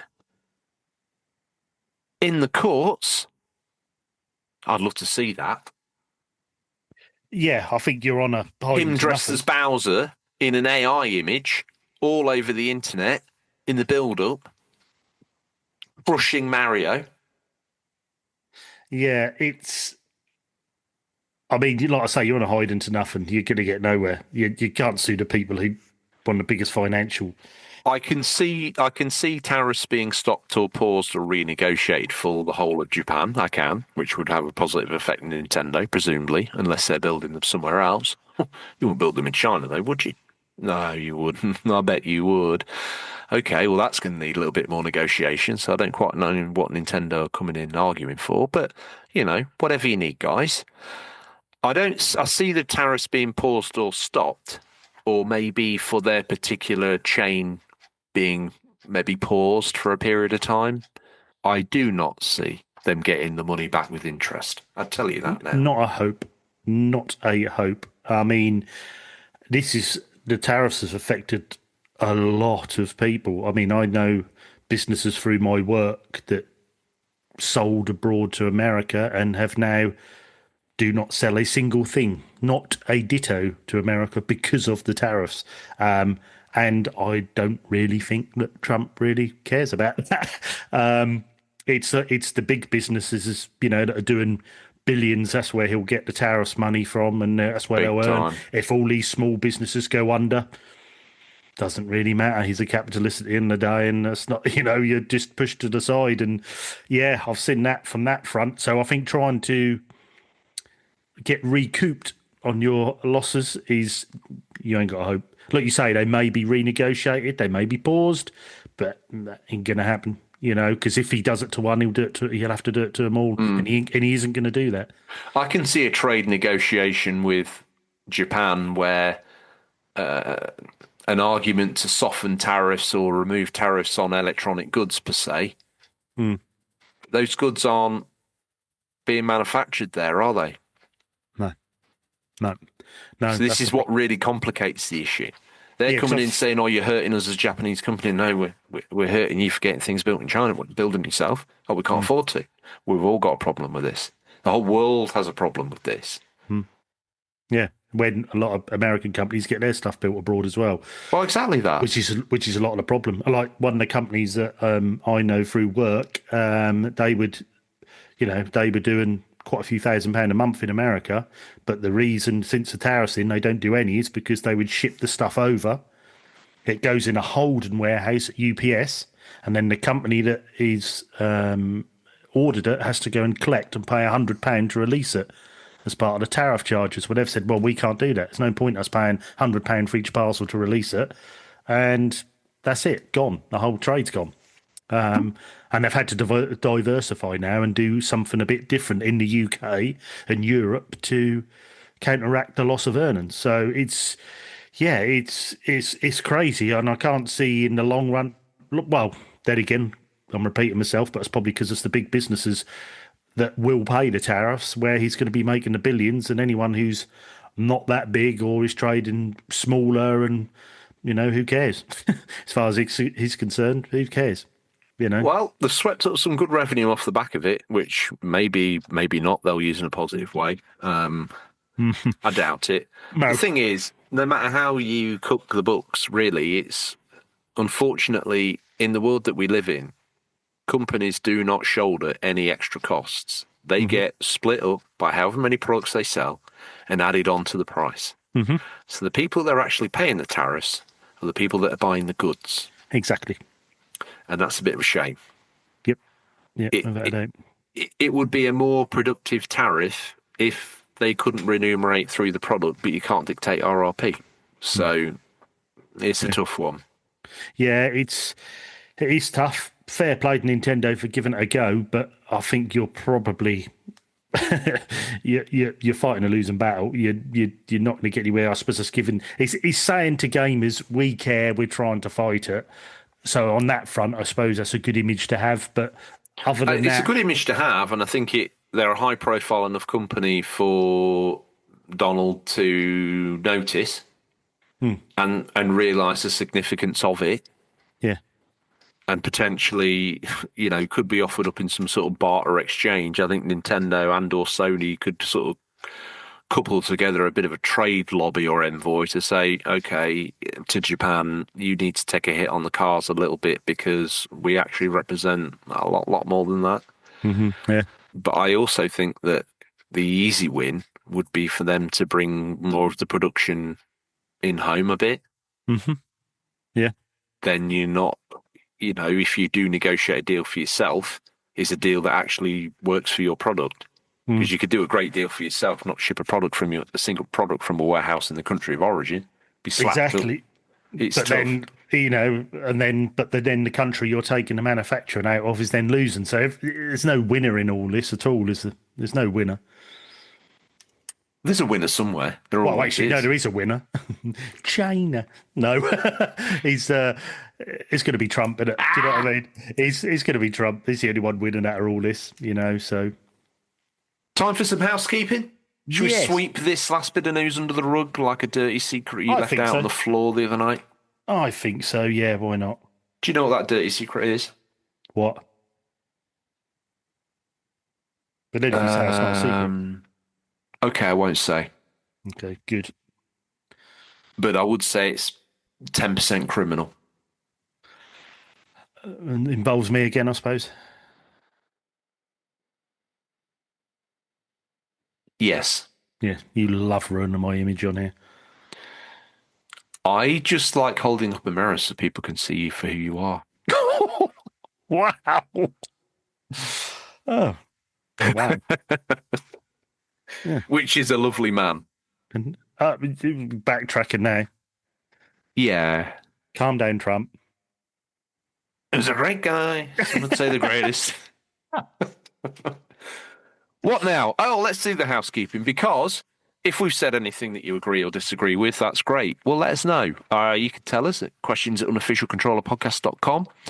You can track us down on probably Twitter or Instagram, and you can message us on there if you want to. Or you could hop over to our Discord, I would say. Join that. There's links in the link tree, or if you're struggling with that for whatever reason, message the show at questions@unofficialcontrollerpodcast.com or get us on Twitter or Instagram, whichever is your fancy, and we'll hook you up there. Story continues over on the Discord RGT. There's quizzes, no hassle, no stress. There's whatever you want to do. Pictures of your pets. There's talk about Downton Abbey. There's talk about my life other than games. And the thing then I obviously, yes. So the thing I like as well is don't feel like when you come on there, we're going to be saying, right, you need to do this quiz, you need to play this game. In there's sections for it. If you want to join in, jump on, play. If you want to join in the Gen 7 playthrough, play the game, have a little chat about it. If you don't. Simple as that. We don't hound you and say you've got to do it. The quiz is on there. If you want to do it, you can just go through on your own. You can have a go. You don't need to mention it, but it's all just there in case you want it. And that's the thing. It's a very active Discord, but there's a lot of voyeurs on there, just in the background watching. Just watching. Yeah. I'm cool with that. Yeah. There's also many people that listen to the show that don't comment on Insta or do anything with the X or get in the Discord. They're just voyeurs. They're just watching it. They're maybe even on the YouTube now. Maybe got into this whole video thing. Two grown men talk about kids' toys on the internet, and they're like, "Oh, yeah, I'm into this. I'm a great salesman." Do you know that? I gathered. Anyway. They hang in the background. That's fine. I don't mind being watched. Do you mind being watched? Not spoken to? No, I like it. Outside of that world, do you? Oh, okay. No, I don't mind. Yeah, good. Okay, I'm cool with it as well. So welcome to all the watchers. We like you. But get involved if you want. Reach out. Throw it at us. Tribute pick in the post. RGT. We also have an awesome website. Tell me about that. Yes, unofficialcontrollerpodcast.com. Go over and check that out. Captain has done a wonderful job building our website, and we have everything from the challenge accepted winners and a list on there. We have hidden gems. And we've now started doing. I say we, Captain has started doing our events we've been going to. So there'll be galleries on there of when we went to Bristol. We're doing OLL 26 next month, so that will be on there as well. Holy moly! Do I need to book holiday? I would be doing it now if I was you. It's less than a month now as of recording. So, interesting. So, I don't need to book a Saturday off. huh? What day is it on? Saturday. You don't work Saturdays. You'll be all right. So Setting go up over on a there. Friday? Sorry, Are we setting up on a Friday? I'm not sure yet, but I'll find out. But yeah, go check the website out. Like I say, catch up with anything like that. It's a very good little site, very well made, and we're very pleased with it. And we'd love you to check it out. And if you're in the Discord and you haven't checked it, check the website out and let us know. Let us know in the Discord what you think. If there's anything you think we should add, if there's anything you'd like, just let us know. Because it's nice so we can tune it to what you want. But yeah, it's very good. So. Are you going to speak, or dead air's bad? I know. Dead air's bad. I tell you why, because I want to speak my mind. For some reason, I felt like the God. song "Tell Her About It" just came into my mind, and I just was a little bit. Tell her about it. Tell her everything you need. I'm starting to think Psychonauts is like looking into your brain. Hey, I don't think you need to do that. I don't think you need to be prying in there. I would not want to go in there. My God, I would not want to go in there. You wouldn't survive 2 seconds. I would not. That'd be it. I'd want to end it, I think. What? Oh, I've said some things, but I've never said anything like that. I'll be honest, I wouldn't want to go in there. I mean, for what actually comes out of the mouth piece, Out the mouth pipe. The mouth pipe is a small section of what probably goes in that. There's so many things I don't say. Oh, I know. And that's so the scary bad. bit. Because I talk to you off air when you do say. So it's a good place for it to stay. I didn't know I was so traumatizing. Oof. Yeah, you are. I mean, scrub up all right for TV. I have a half-hour conversation with you on the phone, and when I come away from it, that's a lot of just had a night at Dreamscape in about 91. Wow. You were 12. It's a trip. It's a trip. 12, no, I was a lot older than that. It's a trip, put it that way. 12. What were you doing at Dreamscape at 12? 12. How much do you do the math? Mm-hmm. Do the math. What year was it? 96. No, you said 92. Oh, right. I was a bit early on that, yeah. No. It'd have been about 96, 97. No, let's do it, people. Where's my calculator? Because I can't do that. So I can't even find the app. So this is TV for you. I was born in 71. There you go. Were you? 20. There you go. See? You were 13. What were you doing at Dreamscape? I was in my 5th year as well, so 5th year at Dreamscape? didn't miss a year.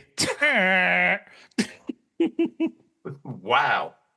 Dreamscape was not a safe place for a 13-year-old in 1992. I can tell Still you that got the now. his vest. You would have worn that there. You were classy than that. Acid house smiley face on the back. That's how we rolled. Oh, Just had to make sure I got back from my paper round. that's how you raved. Oh, dear. Okay. Anyway, on that note, No, we've got more housekeeping. I know. Go on then. Flashy B. Mm-hmm. Taking off extremely well. So go check that out on Facebook. Facebook? No, I don't know why I said that. I was thinking, have you set one? I haven't set one up on Facebook. Jeez, do you see what I mean?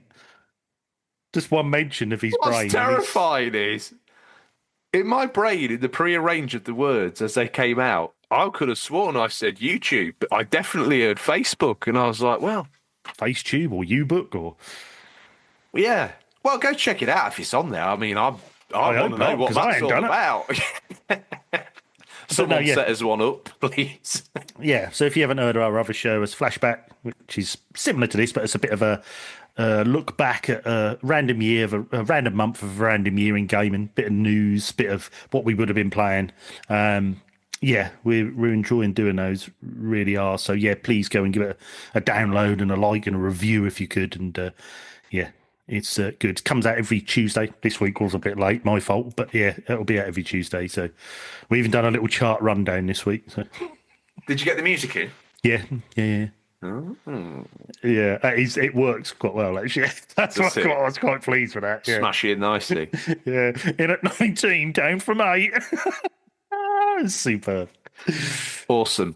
Well, I wanted you to go to, before I made several Freudian slips, I think, I wanted you to go check Flash UB out on YouTube this week because we want to see a big push on there. Because if you're watching it here and you haven't clicked or let me, I want to be one of those guys. Oh, look at me. We're on video now, RGT. I want you doing all this. I won't put any of this in because I'm absolutely bone idle and AKA I've got no idea what I'm doing. But, link video here, maybe down there. I don't even know. And then subscribe down here or wherever it is that you need to do it. Comment Make down it below. happen. Come on. If you've got this far through, there must be something about us that you like. Give us a break. We're trying to make it on the video.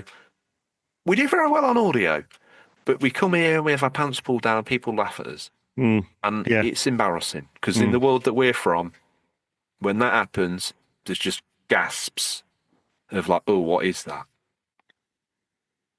And that's better than laughed at. All right. And I won't have it anymore. RGT needs his caviar crisps and I want a massage and head rub. Yep. In any order you want. But if I don't get caviar crisps, I'm a nasty beast. So, And mate, it's not looking like we're going to be able to get you any for sorry. at least 10 years. So look, calm down, sit down, Then you simmer had a little down. scream then. There's one way you can help us. It's basically RGT's Caviar Helpline, and we need donations, anything from $3 to $10 a month. Generally serious. If you're listening to this show on audio, you can go to the bottom, you can click a little link, and you can help me keep this feral beast fed. Oh, yes. Because unfortunately, a man like this, you would expect a bestial man like this to have sort of pretty lowbrow taste, raw meat, loose women, high volume ale, liquor. He's a real thug. Smokes I've not rollies. come across well this week, have I? But he's not that at all. He's actually a very highly refined, almost late 1800s gentleman who likes silk pajamas. I do like a bit of silk. He likes Italian water. He likes very fine things. The fine things. Foie in life. gras. He likes foie gras. He has a very interesting penchant, and I signed the credit card slips for what I can describe here legally for the receipts I sign Oh, God. as a foot massage. But having witnessed said foot massage, I would say the only thing RGT didn't get massaged, included in his back passage, was his sausage. Because it was a feet massage. Jesus. Right. Should we do the subs list? Yeah, I've been yes, absolutely destroyed. I know what this is, isn't it? I know what this is all about. What is it? Been away for 2 shows. Oh, I'll show him. I'll show him. I'm going to destroy you on air. I don't think I've destroyed you. I think that I Really? destroyed myself at the same time. Mm. Haven't I? Well, the last time you destroyed me on air, I had someone drive past me in the street shouting out rim guard, so I don't know if I'm going to be getting What do that you think again. they're going to shout to you off the back of all this? Barely anything. Massage my back passage, I expect.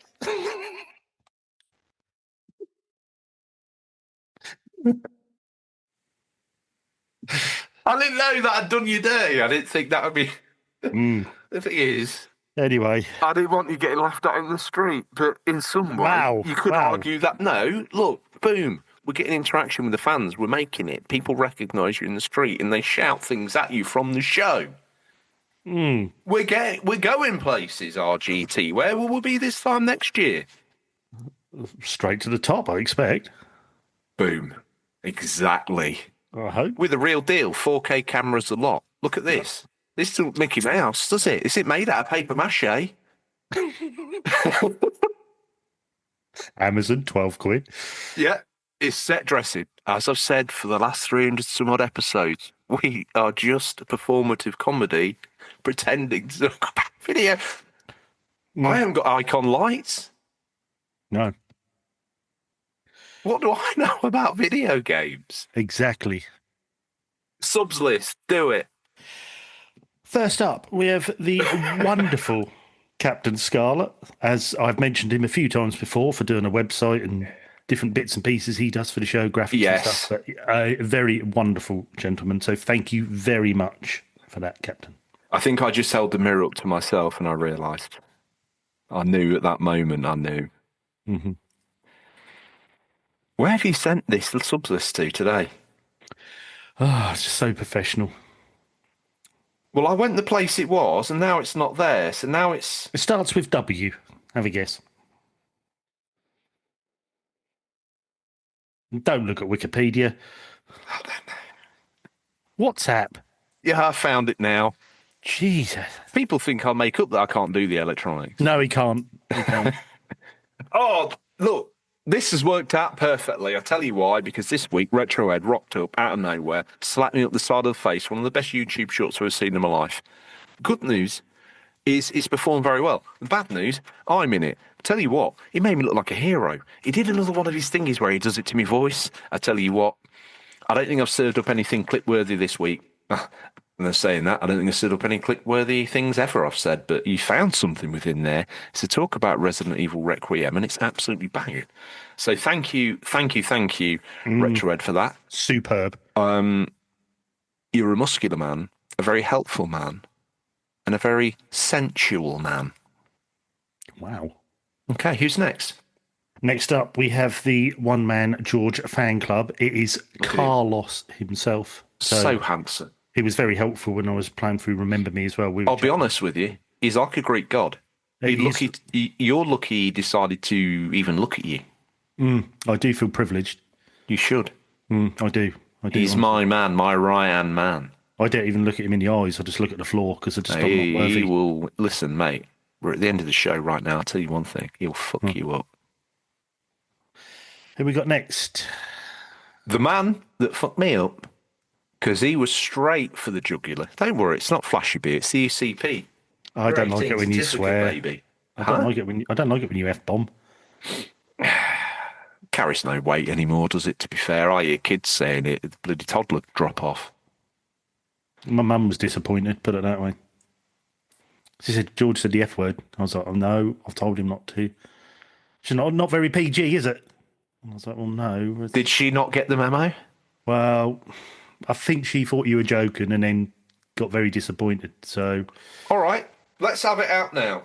Do we go back to the PG era? No swears. Just leave all the innuendo where it is. And don't you message him, Mum. We know what you think. We just leave it to the gamers, please. All right. Anyway, firm returns. He gripped me by the throat. His grip was so strong. Jeez.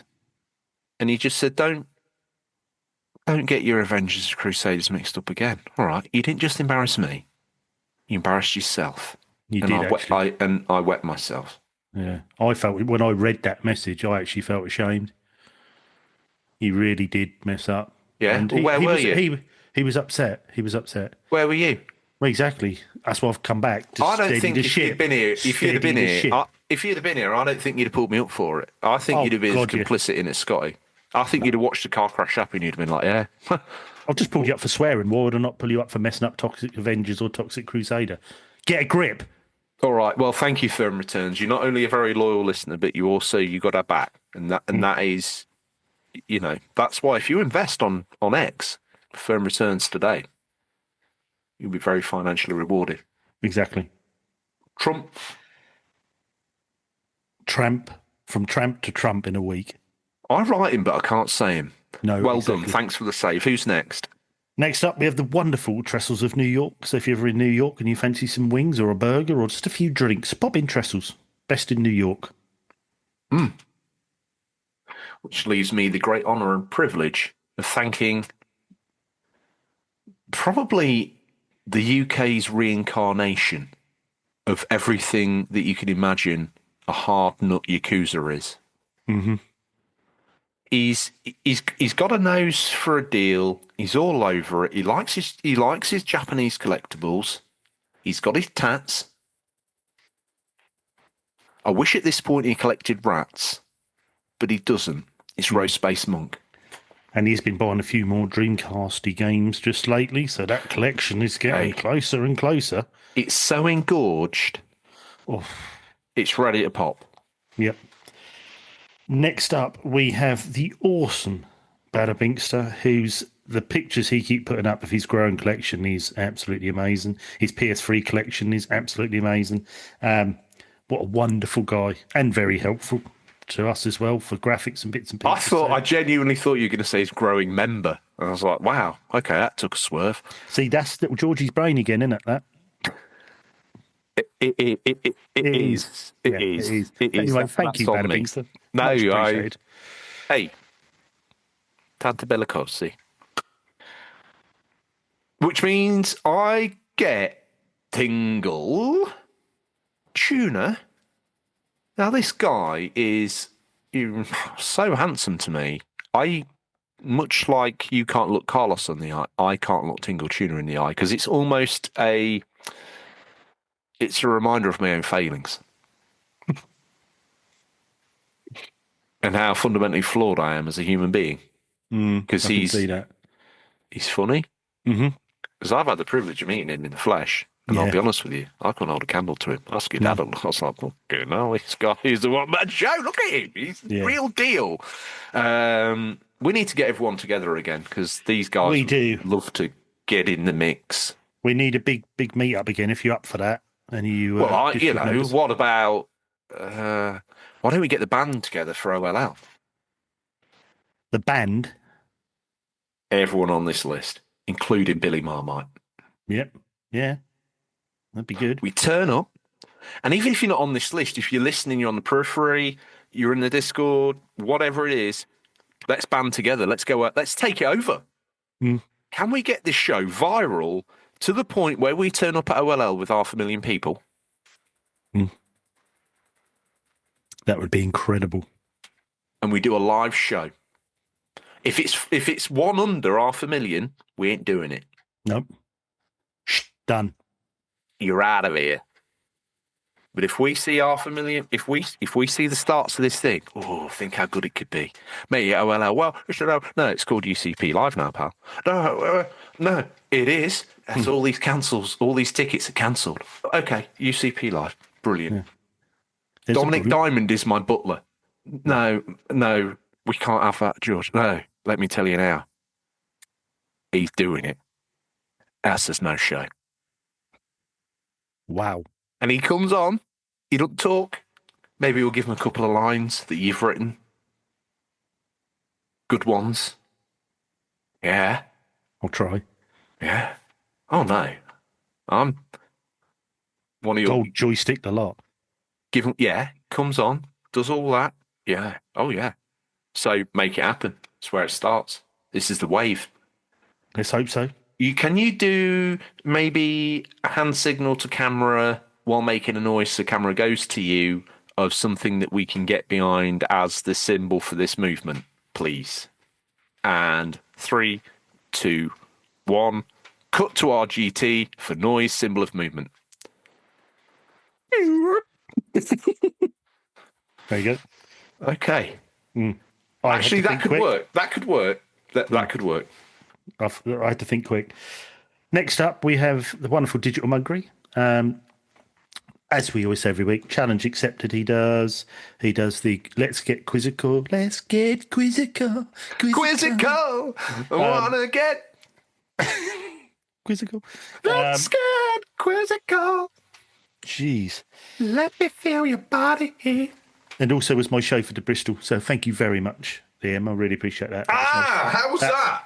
That was What nice. was your vehicle was- of choice? It was nice to just sit in the back and play the Switch like I'm used to. So Where the did way I Mrs. travelled. RGT? Did she shout shotgun?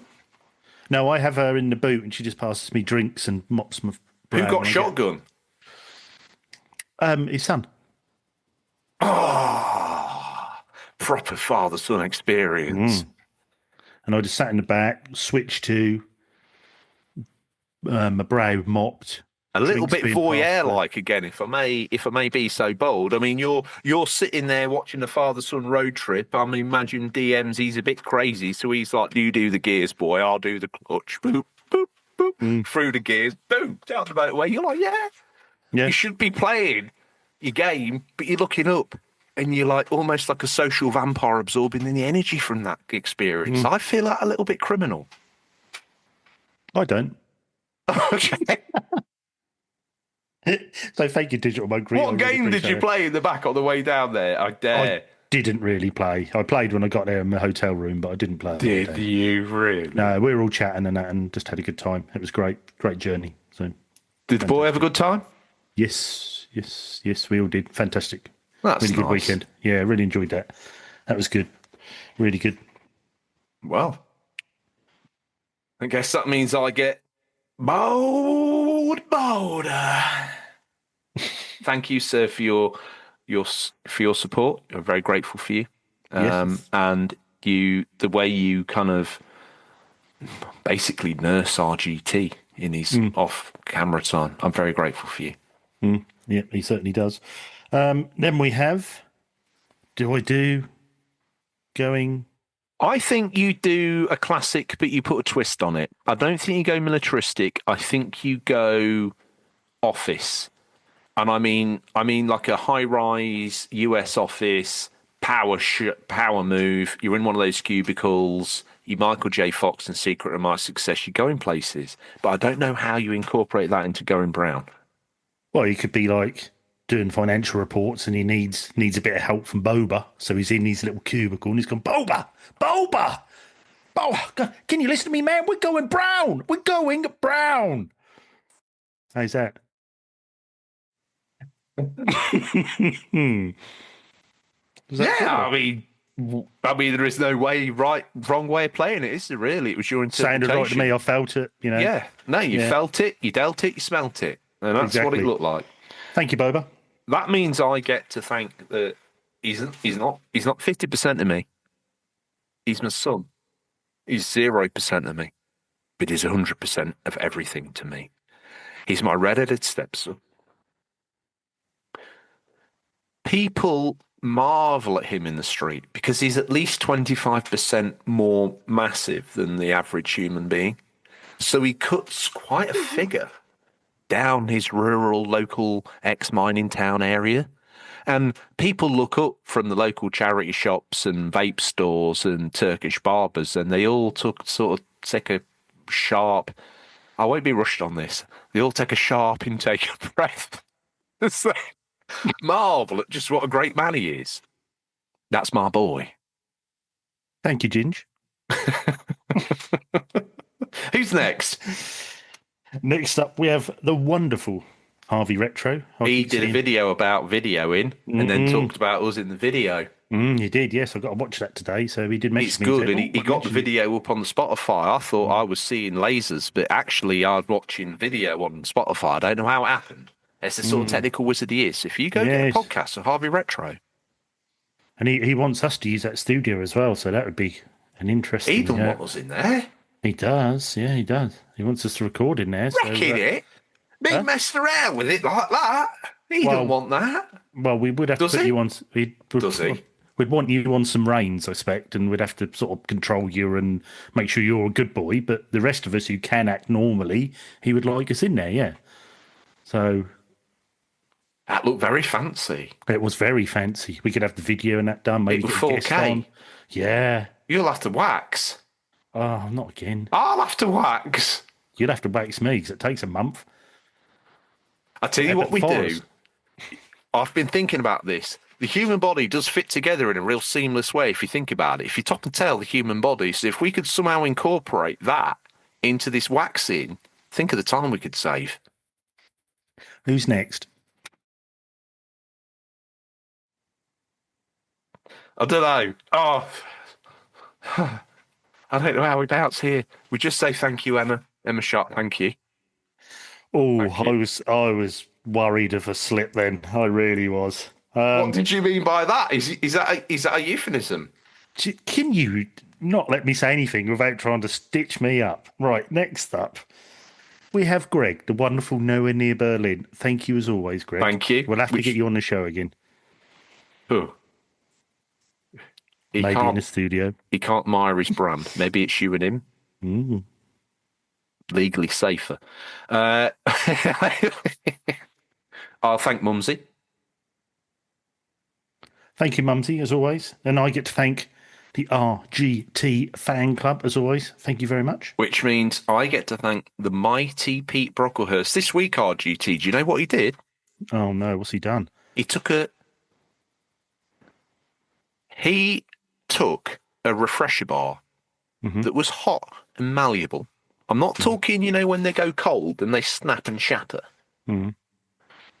He took a warm refresher bar, about a foot long, snapped it clean in half with a 1-inch punch. No way. The application. I did hear he was a master of the 1-incher. Oh, dude, I tell you what, if he drives that into you, you know about it. Wow. Who's next? Next up, we have Billy Mumby. Thank you, Billy, as always. They call him Geppetto because he puppets me in here every week. Now, we've had a few complaints that we didn't do it properly, so apparently RGT now needs to do the whole routine.